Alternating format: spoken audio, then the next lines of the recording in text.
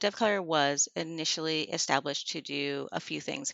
The main, it's almost, it's not even quite a pillar. It's almost the foundation. Is the idea that we help one another.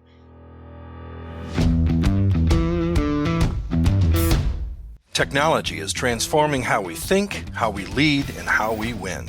From Intervision, this is Status Go, the show helping IT leaders move beyond the status quo, master their craft, and propel their IT vision. Welcome back to Status Go and our continuing series of conversations on the topic of race in technology. In this series, we are amplifying the voices of our diverse colleagues.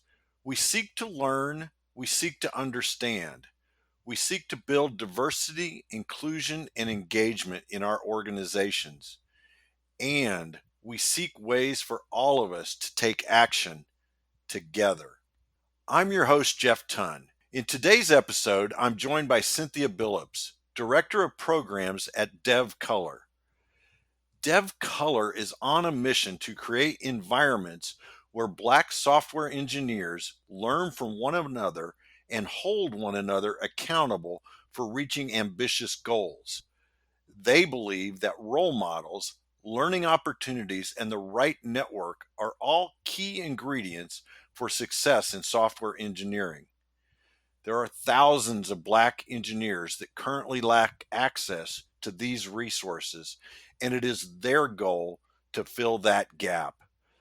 So, Cynthia, I'm very excited to welcome you to the show today. I really appreciate you being here. So, welcome.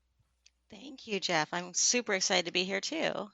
So, I read your mission statement for DevColor, but I would really like to dig beneath the surface of that and talk about the organization and how it came to be and some of the things that you have learned as you've been building this organization. So, kind of take us back in the history of the organization a little bit.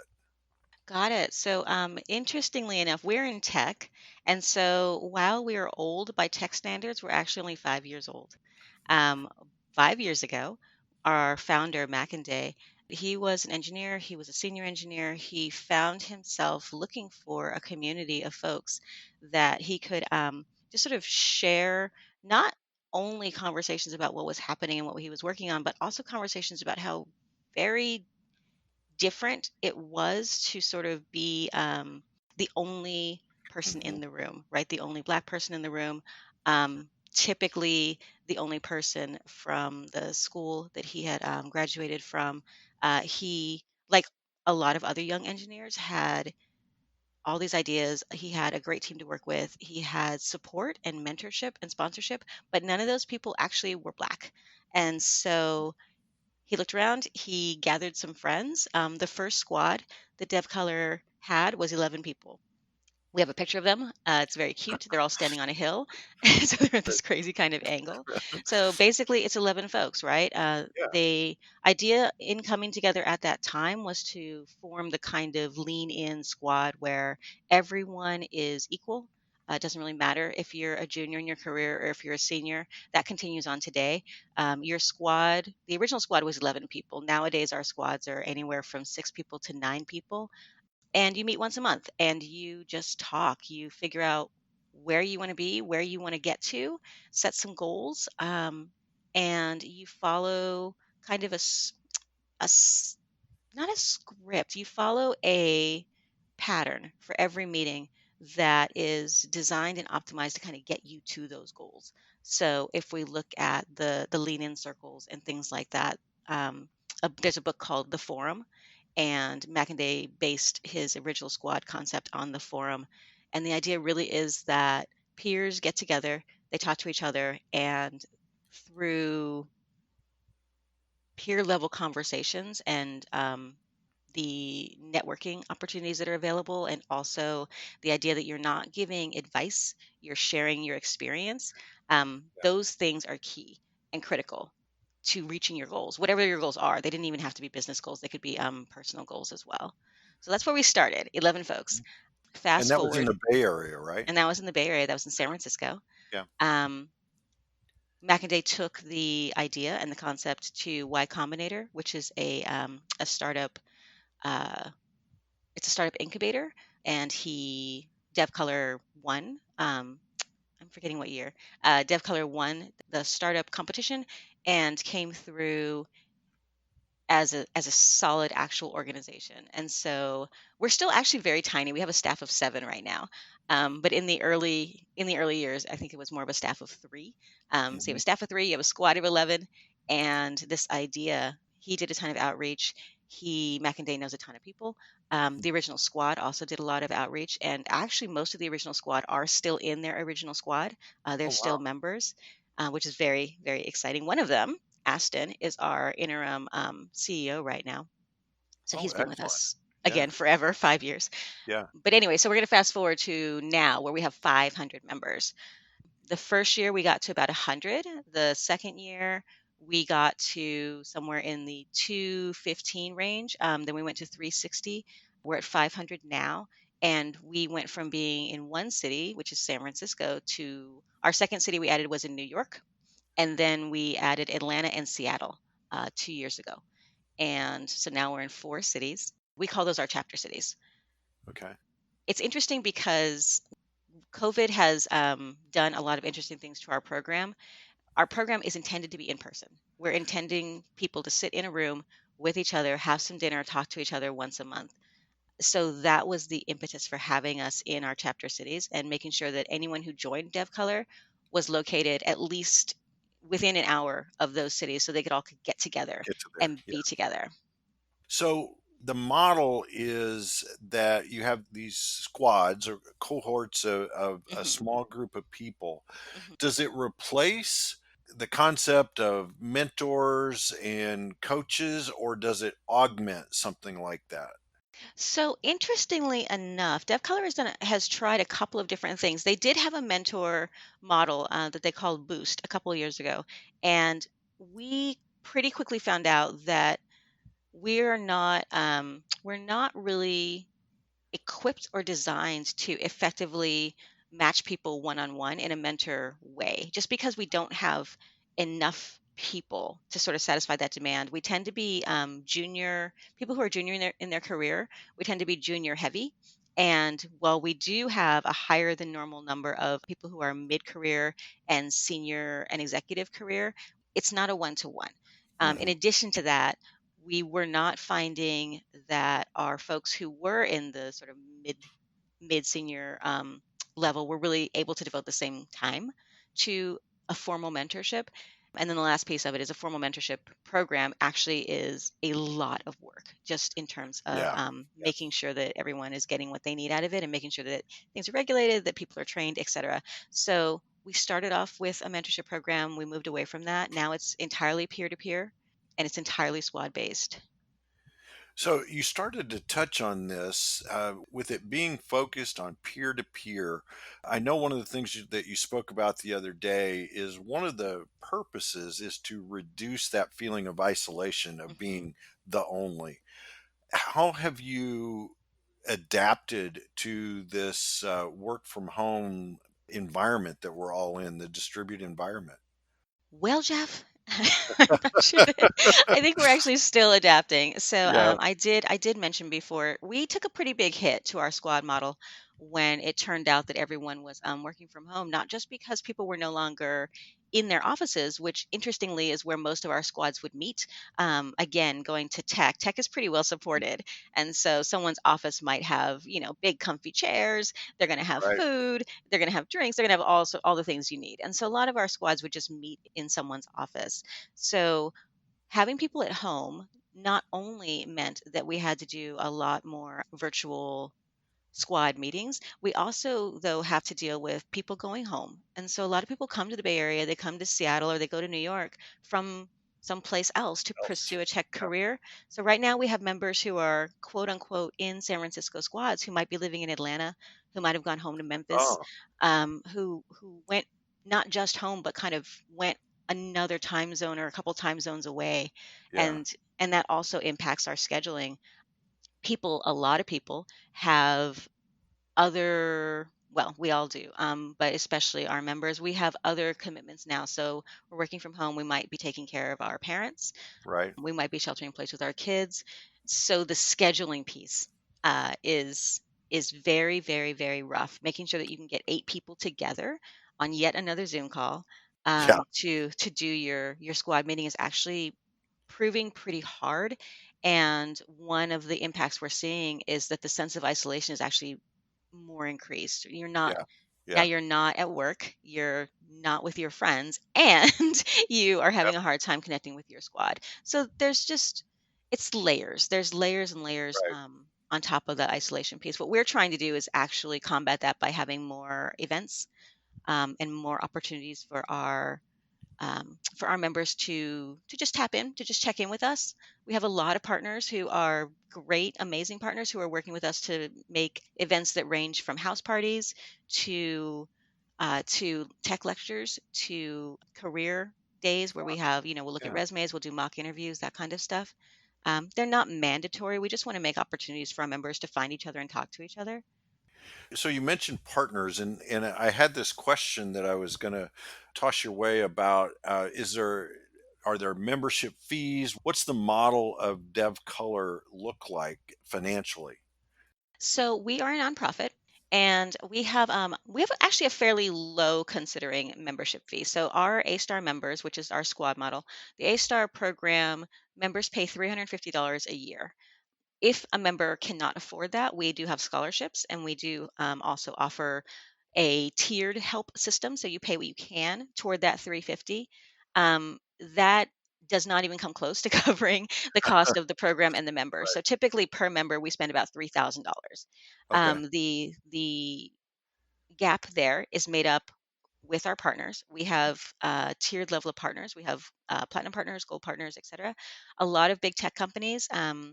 Our partners will do a few things. They will typically give us a monetary donation to just sort of run the program and run us generally, and then they also though will lean in on events. And so with the event programming specifically, oh, and while I'm talking, I'm going to pull up the Dev Color site and make sure I get all the partners, or else Rob, who is our partnership director, will kill me. Yes. He will be like, "You missed blah." Okay, so I'm just going to read them off. So our platinum donors, we have Atlassian.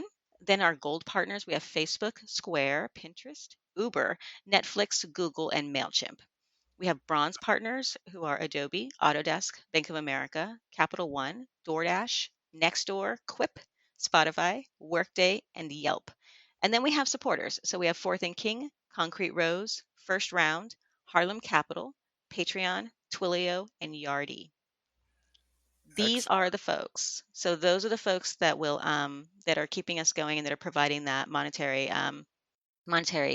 input. We also take donations, and we recently, given I think the state of the world, have had an uptick in donations from individuals, and and it's been pretty inspiring and surprising. We've actually gotten quite a few donations from individuals who we were not aware were aware of us, and that's been nice. It's actually made it so that we can have even more programming that is super impactful and relevant to our members. For instance, we got a donation from one individual who is he's a VP um, in I want to say he's a VP at Twitter, and we were able to thank him for his donation and also ask him if he would do a tech talk, and he Nice. did, and it was very, very, very fun for our members. Our members very much enjoyed getting to be up close with someone that they typically just read about. So I'm hearing a lot of ways for our listeners to get involved with Mhm. the programming, either through becoming a partner, providing donations, potentially being speakers at events, and helping to drive membership as well. So lots of great ways. I'd love to get to the conversation that we had the other day about the pillars Mhm. that DevColor was built upon. Could you talk a little bit about those? So DevColor was initially established to do a few things. the main it's almost, it's not even quite a pillar, it's almost the foundation, is the idea that we help one another. And Hmm. so when we're looking at our metrics and what we're actually checking the program to make sure we're doing, we have this concept called props. And so with props, we make sure that our members are not just helping other people, but also recording how people have helped them, and we count those things, and we really want to make sure that we are cognizant of the fact that this is not just a sort of professional network. This is a helping network. If you fill out an application for us and there's a big field for you to write in how you have helped people in your community, how you intend to help other members, that's actually very important to us as we go through and review those. We want to make sure that folks come in with this foundation of knowing that they will be helping other people meet these goals, and that they will be receiving help. And so it's important that you know how to do both. So that's the first one. The second one is reducing isolation.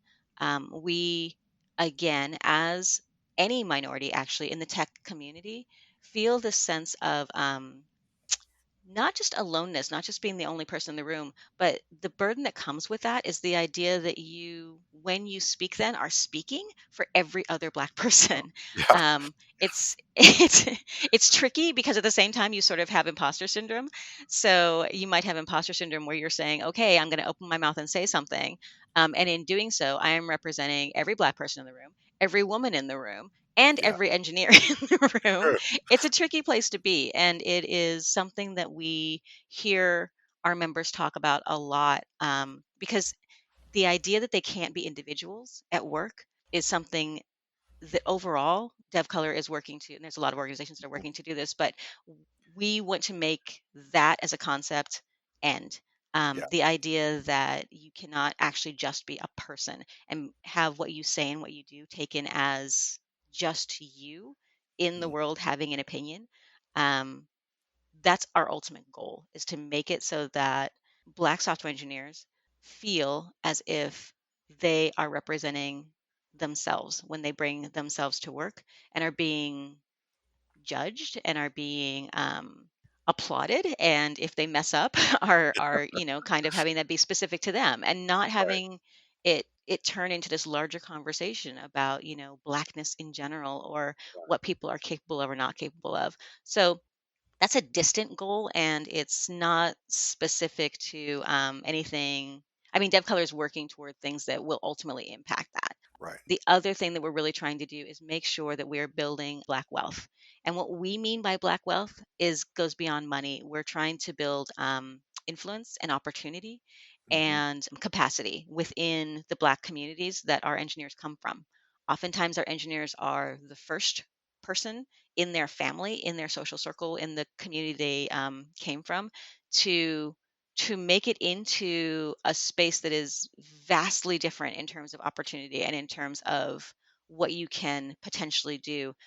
Engineering specifically is weird. You can come in with nothing and you can have this huge amount of money handed to you within a couple of years. You can come in with everything and lose everything in a Yeah. couple of years. And you can also have this outsized impact on what you think. So one of your ideas can go into a piece of code, and that piece of code can change how billions of people are Yeah. in the world. So Yeah. engineering specifically, there's a lot of opportunity there, and there's a lot at stake there. And we want to support our members in engaging with all of those things, on top of the fact that they are Black people in the world. And so Yeah. they already have other things that they're sort of working with. I thought it was interesting when we were talking earlier. You talked about that they may be the first ones in their family or their Mhm. community to have some of the opportunities because they are in tech. And one of the things that you mentioned was the feeling of guilt Mhm. that they may feel because of this. Could you elaborate on that a little bit, Cynthia?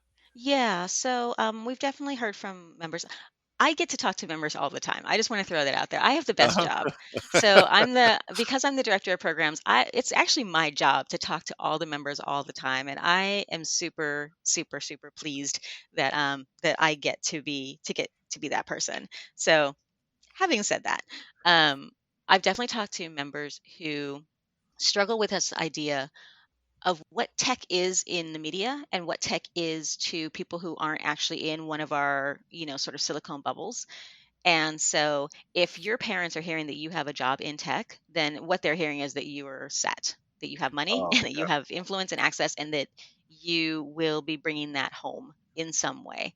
And so for people who are also living in the Bay Area, let's say, and most of their income is actually going to rent, for people who have been given stock options and have no idea what to do with those because they just yeah. haven't really, had that kind of fiscal training before, or for people who maybe didn't have the best connection with their Mhm, communities that they left. Maybe they left for a reason. There's guilt. There's guilt around how much you give back. There's an expectation that you will be doing something, mhm, and that you will be doing something regardless of maybe how you personally feel about it. And I've seen this other places. I grew up on a Navajo reservation, and I think it's the same when people leave the reservation. There's an expectation that you will go out, learn something, and bring it back. It's hard. It's a hard place to be, and when everything is so new and you don't really know who you can talk to, it makes it harder. And yeah. so another thing that we do with our events is sometimes we'll have um, just forums, just conversations for members to come together and talk about stuff like that. Like, what happens when your company just went public and you got handed all of this quote unquote money, but it's actually in stock and you can't sell it. And now you don't have a company anymore. What do you do? Yeah.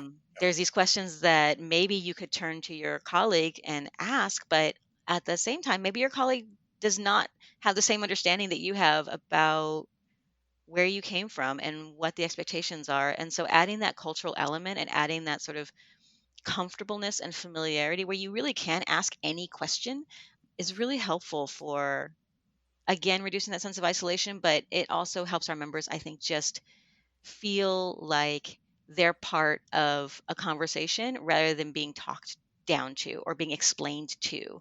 Mhm. They can come in as professionals who are oftentimes senior professionals and have a conversation about, I'm not sure what to do, without feeling like they're losing face or prestige or ground. One of the things we haven't touched on is the intersection of female black engineer in tech. Yes. Does Dev Color have a specific focus on the female engineer, and are there different circumstances, different programs that you're wrapping around them to help them through some of the feelings that they have? Yes, we do. Another one of the reasons I feel so fortunate to work at DevColor is that it isn't just that DevColor is sort of aware of the Black female engineer as a very specifically targeted group, or I would actually say not targeted, disenfranchised group, but we are actively talking about it. It is an active conversation, and we are actually actively all the time working to figure out ways to increase gender parity and make sure that we're seeing and hearing from people who are higher up, who are women, who are Black women, who are higher up in these tech companies, and who can share their experience. Um, we as DevColor actually has a fairly high ratio of women engineers in our program. We have a third women engineers in our program. Oh, Sometimes it dips down to about a fourth, but we go out of our way to find women engineers and try and make sure that that they know about our program. When we put our squads together, we make sure that we have at least two women per squad, again, because we don't want anyone to be the only one. yeah. This year, we actually piloted, we had a lot of junior members who wanted to join this year. We piloted a couple of women only squads, and we try and keep a number of our events women only and women engineers centric, Black women engineers specifically. And we do that for a number of reasons, but one of the biggest reasons is because even within the Black community and even within the Black engineering community, you still find that women are more impacted in a number of ways. They're impacted because they're women. And so there's this thinking that they're going to be extra helpful, extra supportive, extra able to keep moving forward. That happens across the board, across industries with women in general. With women engineers, though, it's on top of the fact that they're expected to engineer, to actually Yeah. code and do their jobs. And then now that we're staying at home, there's the added, again, dependency care. Hmm. So now that everyone's at home, you also find this expectation that women will be more available to provide the care at home. And Right. we may have a tech talk that may be with the new VP of product at Mailchimp, who is amazing, and half of the tech talk is maybe around you know what you were doing in the 90s when a particular song came on, because we'll have a DJ who's playing that song and everyone is just like, oh my god, I remember the blah blah blah. So I don't want to reduce it to kind of a women getting together and just talking about quote unquote non-serious things, but there's the opportunity for Black women engineers to bond with one another, Yeah. to even see one another, is rare. I have a member who is the only Black person, the only woman in her building, not just Oh, in her company, in her really? building. And so these opportunities to let down your guard and really talk about what it's like to just try and juggle all these things, that's huge.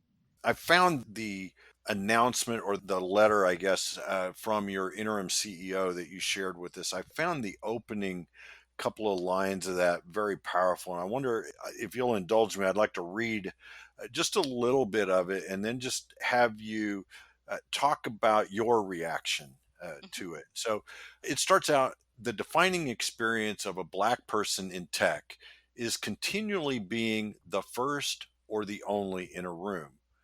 Although it can be a source of pride overall, in the moment, it is a lonely experience that is challenging and, I love this word, disempowering in ways those from the majority don't really ever experience. mhm, Shelter at home has emphasized for all of us the great loss that comes from not feeling socially close to those that matter.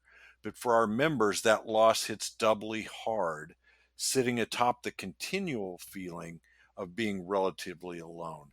That just to me spoke to me, and that word disempowering mhm. was just so vivid to me. So, Cynthia, I wonder if you could respond to that as Cynthia personally. What does that say to you? Yes. So interestingly, we have Monday meetings, and at our Monday meetings, we need to answer a question. And so the question that we're answered for this Monday meeting, each of us goes around. We answer the question. The question right now is why Dev Color? Why now? Hmm. And it was Aston's turn to answer the question. When he broke this out, we were just like, way to set the bar. Yeah, yeah, Wow. It was uh-huh, just, I yeah, was like, oh, okay, thanks, Aston.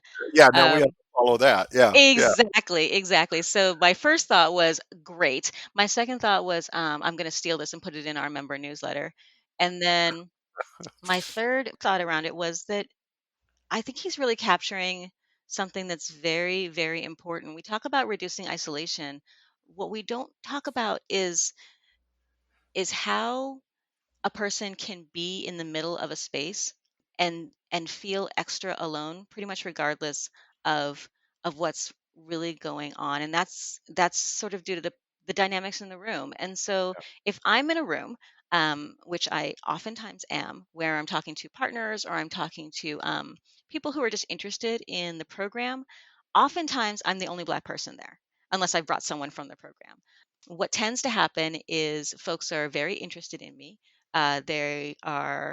They want to hear what I have to say. They want to write some things down. They want to know what they can do to help. What I'm not feeling is the sense that anyone actually understands why I'm there.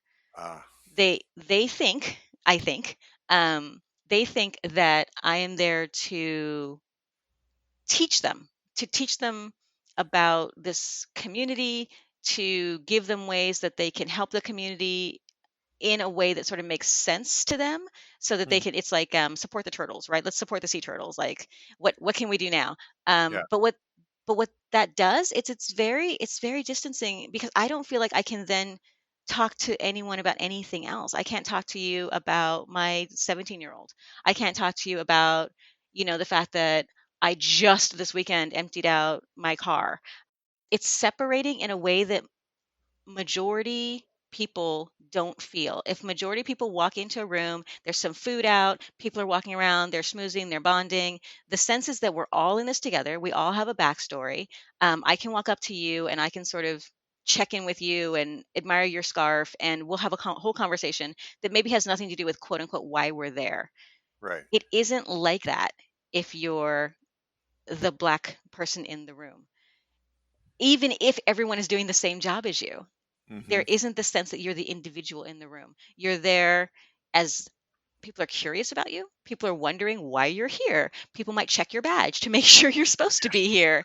There's this sense of otherness that takes away from you as an individual, and that is incredibly, incredibly lonely. And for me, I find it interesting that when I unpack that a little bit with people, they feel the same way. And so I might be talking to somebody who is again part of this group. I'm going to be talking to you, Jeff, and Hmm. and I'll unpack this, and they feel the same way. And so we should be able to bond over that. We should be able to both be standing there talking about how maybe both of us feel like we're not supposed to really be in this room. Maybe both of us are like not sure how we got here or why it feels so uncomfortable wearing this particular jacket. Um, but we're not doing it, and that is the isolation that we're trying to break down. That is what we're trying to get our members more support around, Hmm. um, because when it's everything, when you go home and you feel like you don't fit in because you're in tech now and too good for everybody, when you go hang out with your friends and they don't quite understand what you're doing anymore because maybe they've taken different paths or different careers, when you go to your back to work and and the folks that you are on your team that you have made these bonds with, you can't just check in with them, and then you go to an event and again you're pretty much by yourself. Like, there's so many layers of aloneness that go into being a minority person, or even an underrepresented person, that when you stack them on top of each other, all you have left is this you have this game face on top of a when can I leave? Right? I'm here, I'm going to do this, and when is it okay for me to go? And that to me is incredibly sad. And so Aston kind of defining it in that way, I think it makes me sad. I also think that it really lit a fire under what we're doing at Dev Color and what we're trying to ultimately get to. We don't want people to feel that way. We don't want our members to feel that way. The weight that that you must feel with what you just described. I can't begin to, and I wouldn't dare to say I understand, right, that weight, but it's just got to be numbing. They talk about one of the elements that contributes to stress and stress related issues is the feeling of not being connected or Hmm. isolation, right? And so one of the ways that you combat stress is to gain that connectedness, and I think that's one of the great things that Dev Color is trying to solve, is to provide that connectedness, and that has to feel rewarding for you all that work within Dev Color, that you're providing a vital connection to your members. Yeah, it's pretty insane. It's one of those things. We have when we are allowed to meet, we have a conference every July. We call it Dev Color in Motion, and it's our big conference. Typically, it's at one of our larger partners. We had it at Netflix this last year, then the year before we had it at Facebook. And we bring together as many members as we can. And it's this amazing event because when you walk in the door and you see other Black engineers, and the smiles on people's faces are worth it. Yeah. So many people are so happy just to be in a room where they don't have to explain themselves, where they don't have to kind of let down where they can just relax, where they can make dumb engineer jokes, and everyone's like, "Ho ho ho!" It's it's Uh-huh. it's it's amazing. I mean, even our name, our A-star program, is sort of based on an engineering concept where the A-star um, you're taking all these pieces of data and you're figuring out how to parse them, and the A star is the best way, and then the BFS is the sort of second best. By best I mean efficient, the Mhm. most efficient way, the second most efficient way. And so we have our A star program, we have our BFS program. And so when I first started, I am definitely from tech. I'm tech adjacent, though I'm not an engineer. When I first started, I had a member explain that to me, and just the delight on her face, she was so, she thought it was the best joke. She was just like, and then you have A star and you have BFS, and it's just because it's the first and the second, and you're it's like, yes. Yes. So having a room filled with all these glorious, beautiful, happy people who are able to just be themselves and just talk for 2 days is amazing. And again, our group is pretty small, so there's 7 of us. We have a I'm the director of programs. On my team, I have a community manager who's been there for a couple of years. She's actually been there probably the second longest of us. And then we have a program manager and a program coordinator. We have a director of partnerships, and we have a director of operations. And then we have Aston, who's our interim CEO. So we're going to get a CEO soon. But that little group, we need to extend outside of our area fairly often. And so I'll talk to partners, Rob will talk to members, um, people will, and Alex is also our marketing manager. So we're all sort of talking to people all the time. We're collecting member stories and just hearing what people are up to. And it feels great. It is just, people are doing so much. I mean, I am amazed by what our members, everything I just said about everything that people carry with them, they're carrying all that. They're in a moment of time where it's hard to be Black, period. Well, that's not a moment of time. They're Yeah. in a moment of time where it is extra hard to be Black, period. And then they're also just doing these phenomenal things. Like they're figuring out how to build microfinancing for communities that are left out of sort of the traditional banking model. Or they're figuring out how to build a website where you can trade your vintage and premium sneakers, or they're figuring out, like they're Mhm. just doing all of these, they're making cabinets, they're making these amazing wood cabinets.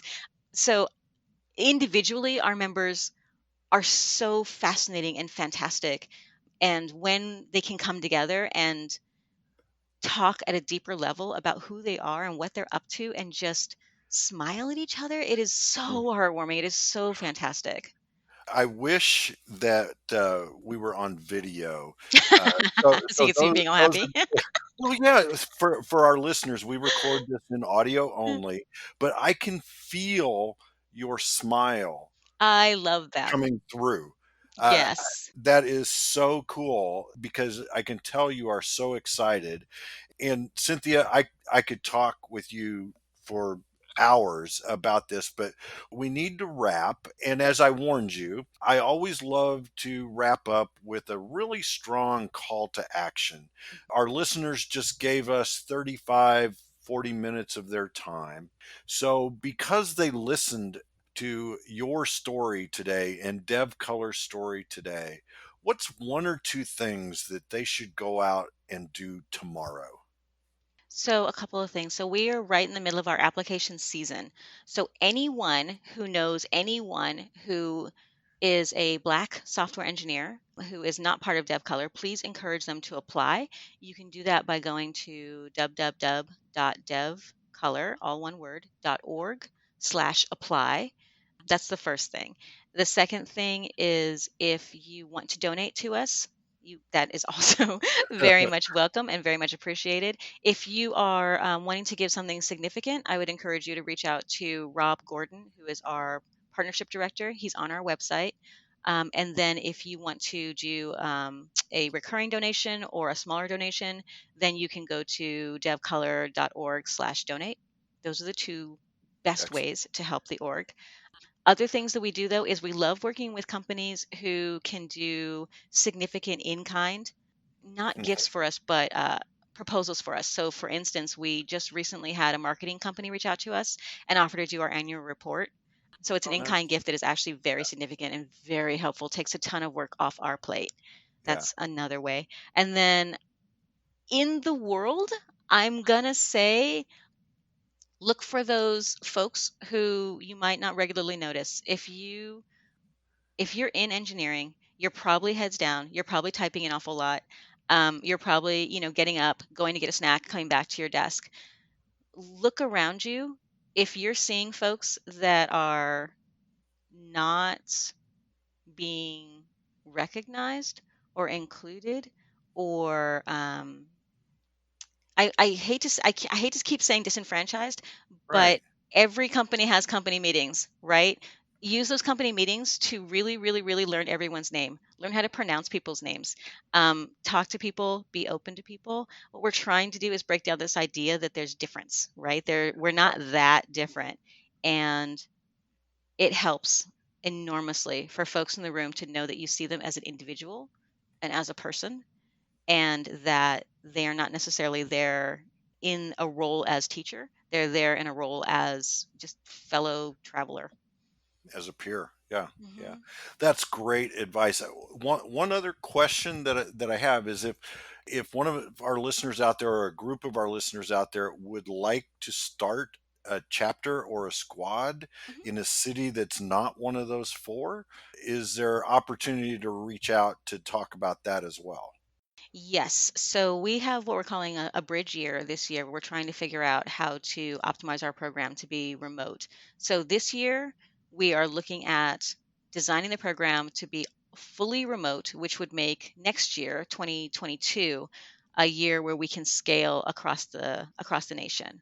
Excellent. So I'm interested in having that conversation. I want to figure out how to build out as many opportunities as possible for people to find each other, and connect to each other. So 2022 is going to be the year where we're accepting folks who are not near a chapter city, but Okay. 2021 is when we're building that. And start to plan. Yeah. Hmm. Excellent. Cynthia, I thank you so much. I have really enjoyed our conversation. I think your insights and what Dev Color is doing for the Black engineering community is amazing. And I really appreciate you taking the time to talk with us today. Thank you. I wanted to add one thing that I forgot to talk about, which Sure, was sure. about hiring. Yes, Okay, so one of the other ways that folks can diversify their workforce is to look at how they're hiring. So look at the algorithms that you're using to check your resumes. Make sure that you're asking for things that are reasonable. So what yeah, we're finding in tech is that someone will say, you need 8 years of JSON experience when actually JSON hasn't existed for 8 years. So be super, super clear yeah, about what you're asking for, and also be super clear about what you are saying in terms of must have a master's, must have a CS degree. There are a lot of non-traditional candidates out there who are self-taught and who come through boot camps and who would be fantastic to have on your team, who are being weeded out before they ever get to talk to somebody because of the way resumes are being vetted. yeah, So that's a huge thing that companies can do pretty easily, actually. Just adjust what wording they're looking for to do the matching. And then the last thing around that is really putting a priority on who's coming through the door and actually stating that you want to see a diverse set of candidates for yes. every position whenever possible. You don't have to hire them, but you want to see them. You want your interviewers to be able to talk to more than one of a minority group, because what we've seen is that when you talk to two people, you see them as individuals instead of just the Uh, one woman who yeah, applied. that is a great point and great advice to look at the algorithms and to be intentional Yes. about your candidate pool. So again, Cynthia, thank you so much for your time today. You're welcome. Thank you for having me. To our listeners, if you have a question or want to learn more, go to intervision.com. The show notes will provide links and contact information, and we'll be sure to provide the links to the sites that Cynthia mentioned so that you can have easy access to those as well. This is Jeff Tunn for Cynthia Billops. Thank you very much for listening. You've been listening to the Status Go podcast. You can subscribe on iTunes or get more information at intervision.com. If you'd like to contribute to the conversation, find Intervision on Facebook, LinkedIn, or Twitter. Thank you for listening. Until next time.